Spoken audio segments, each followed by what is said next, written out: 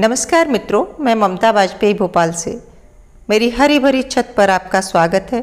लीजिए, मैं फिर हाजिर हूँ नए वीडियो और नई जानकारी के साथ। आप देख रहे हैं इंडियन टेरेस गार्डनिंग आर्ट और आज के वीडियो का विषय है कि बरसात खत्म होने के बाद बगीचे की क्या देखरेख करें।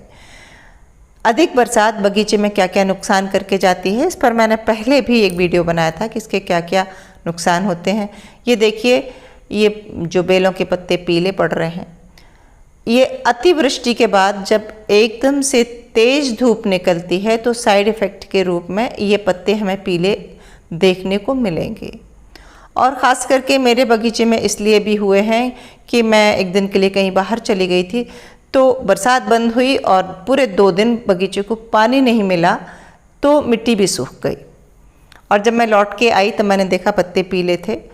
और जब एकदम से धूप निकलती है तो गमले की मिट्टी सूखकर हार्ड हो जाती है और वो गमले की दीवार से जो टच होती है उस दीवार को छोड़ देती है, तो गमला और मिट्टी के बीच में एक दरार बन जाती है, जिससे आप दोबारा पानी अगर डालें भी तो वो उस दरार में से पानी निकल जाता है।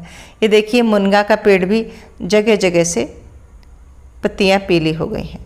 तो अब हमें करना क्या है, आज इसी पर हम विस्तार से बात करेंगे। और जिसे मैं कहती हूँ कि बरसात के बाद जो नुकसान हुआ बगीचे का, हालांकि बरसात से बगीचे का नुकसान नहीं होता क्योंकि बरसात का पानी नाइट्रोजन युक्त होता है, जिससे पौधों की अच्छी ग्रोथ होती है। लेकिन होता क्या है, जब अधिक बरसात होती है और लगातार गमलों में से पानी ड्रेन होता है तो वो लिमिटेड मिट्टी में से जब सारे पोषक तत्व ड्रेन होकर निकल जाते हैं तो वो मिट्टी की क्वालिटी बड़ी कमज़ोर हो जाती है।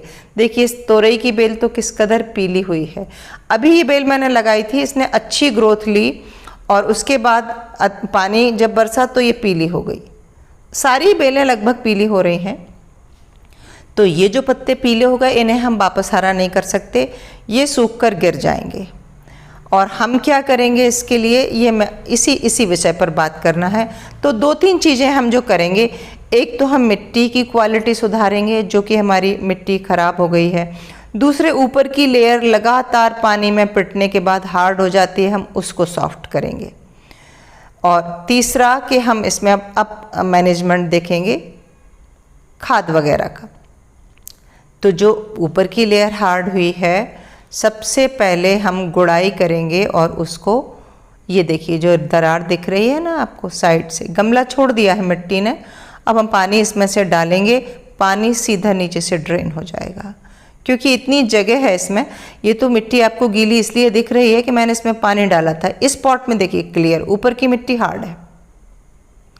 अब जब हम इसमें पानी डालेंगे तो पानी सीधा नीचे से ड्रेन हो जाएगा, मिट्टी को पानी मिलेगा नहीं। बेलों की जड़ें ऐसे में बहुत डैमेज होती हैं क्योंकि मिट्टी हार्ड होके बेलों पर अपनी पकड़ बनाती है, जिससे जड़ों को भोजन लेने में बहुत दिक्कत हो जाती है क्योंकि जड़ों को एकदम सॉफ्ट मिट्टी और मॉइस्ट मिट्टी चाहिए और ये मिट्टी मॉइस्ट हो ही नहीं सकती क्योंकि इतनी हार्ड हो गई है। तो सबसे पहले हम गुड़ाई का काम करेंगे। तो ये गुड़ाई हमें किन किन प्लांट्स में करना है, किन किन में नहीं करना है, ये भी ध्यान रखें। इस समय बगीचे में जो बैगन या टमाटर के या जो पेड़ हैं जिनमें बेलों को छोड़कर बाकी हम ऑर्नामेंटल और फ्लोरल सब में गुड़ाई कर सकते हैं, लेकिन जो बेलें हैं उनमें हमें गुड़ाई नहीं करना। क्यों नहीं करना, इसका कारण मैं बताऊंगी। यदि आप गार्डनर हैं, आपको शौक है, तो आपको पता होगा कि जो बेलें होती हैं इनकी रूट्स बड़ी ऊपर होती हैं और लौकी, तोरई, कद्दू, करेला, इन सभी बेलों की जड़ें बहुत ऊपर होती हैं और इनमें अगर हम खुरपी चलाएंगे, ये देखिए, ये एक ग्रो बैग है जिसे मैंने पत्तों से मल्च कर रखा था और अभी मैं मल्च हटा के आपको दिखा रही हूँ तो सारी बेलें, सारी जड़ें ओपन हो चुकी हैं और मिट्टी कहाँ गई पता नहीं। पानी के बहाव से मिट्टी पानी के साथ घुल के, पानी की बूंदों से घुल के नीचे से ड्रेन हो गई है और जड़ें ओपन है। तो सबसे पहले हम क्या करेंगे, बेल वाले किसी भी कंटेनर में गुड़ाई नहीं करेंगे, बिना खुरपी टच किए हुए हम इसको ढकेंगे।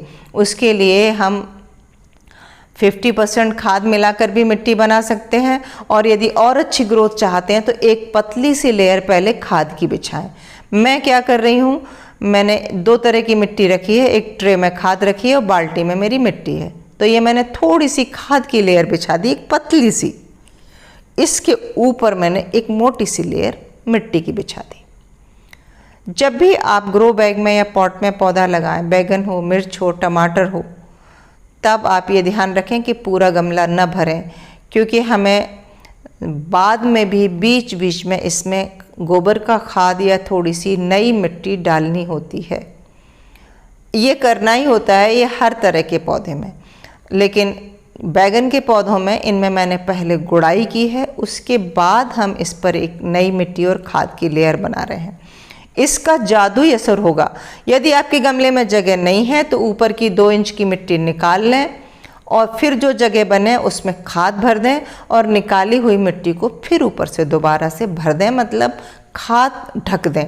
ये खाद धीरे धीरे घुलेगा और स्लो रिलीज फर्टिलाइज़र के तौर पर पहुंचेगा। लेकिन हमारी जो बेलें बहुत पीली हो रही हैं, उन्हें तो तत्काल क्विक ऐसा कोई न्यूट्रिशन चाहिए जो उनकी जो सेहत खराब हुई है वो सुधर जाए। तो हम इसमें ये खाद तो डाल ही रहे हैं, लेकिन साथ ही हम लिक्विड मैन्योर भी बनाएंगे।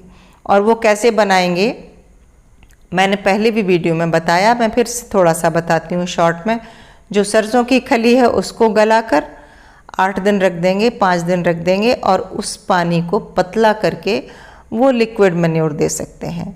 या कि हम वर्मी कंपोस्ट को पानी में गला दें या गोबर की खाद को या कंडों को पानी में गलाकर उस पानी को हम जल्दी हफ्ते में एक बार, 6 दिन में एक बार, इनमें सब में देंगे तो हम लिक्विड मैन्योर भी देंगे और हम सॉलिड भी देंगे और थोड़ी सी नई मिट्टी की लेयर भी इस पर डालेंगे। बरसात के बाद अगर आपने ये केयर कर ली तो आप एक बार मेरे कहने से करके देखिए, आपको बिल्कुल समझ में आएगा कि ये करने से जादुई असर होता है। और बहुत जो पत्ते पीले पड़ गए वो दोबारा ग्रीन नहीं होंगे, लेकिन नई ग्रोथ आ जाएगी, फ्रूटिंग अच्छी होगी। और ये पीरियड अगर निकल गया हमारा, ये अगस्त चल रहा है, तो सितंबर में हल्की सी ठंडक हो जाती है और अक्टूबर में तो और अच्छी। तो यही बेलें हमारी ठंड तक चल जाएंगी। अदरवाइज ये जल्दी ही मर भी सकती हैं। अगर हमने ये नहीं किया तो जो पुरानी मिट्टी है उसमें से तो जो पोषक तत्व थे वो घुलकर निकल चुके हैं। हम ज़मीन में क्यारी में कर रहे हैं तब भी हम इन पर थोड़ा सा खाद डालें। मैं ये नहीं कह रही कि आप कंटेनर में कर रहे हैं तभी, ज़मीन में भी आप किसान को देखिए वो बार बार थोड़ी सी खाद डालता है। मल्च ज़रूर कर दें, आप कंटेनर में तो कर ही दें, ताकि आपने जो भी ये मिट्टी रखी है, जो खाद डाली है, इसमें मॉइस्चर बना रहा है। मॉइस्चर रहेगा तो जो माइक्रोब्स होते हैं उनके लिए मन माफिक माहौल बनता है और वो एक्टिव रह पाते हैं। देखिए मैं इस तरह से मल्च तो मैं हमेशा ही आपसे कहती हूँ, मैं जब भी कैमरा घुमाती हूँ आप मेरी क्यारियों को देखिए और मेरे हर गमले में मल्च रहता है। इवन मैंने बरसात में भी करके रखा, लेकिन बरसात में एक सावधानी रखी कि उसको जो तना है उससे दूर रखा। कई बार गलत ढंग से मल्च होने से फंगस भी पनप जाती है। ये देखिए सारी बेल वाले पौधों में रूट्स ऊपर आ गई हैं। मैं आपको ये मल्च हटा के दिखा रही हूँ। मैं मल्च हटाऊँगी और उसके बाद मैं मिट्टी की एक लेयर डालूँगी और तब फिर से मल्च कर दूँगी। उम्मीद है आपको समझ आ गया होगा कि बरसात के बाद क्या केयर करना है और अब आप भी संभाल पाएंगे अपना बगीचा। वीडियो अच्छा लगा हो तो लाइक करें, शेयर करें और सब्सक्राइब तो मुझे कर ही लें। मिलते हैं अगले वीडियो में नई जानकारी के साथ। तब तक के लिए नमस्कार।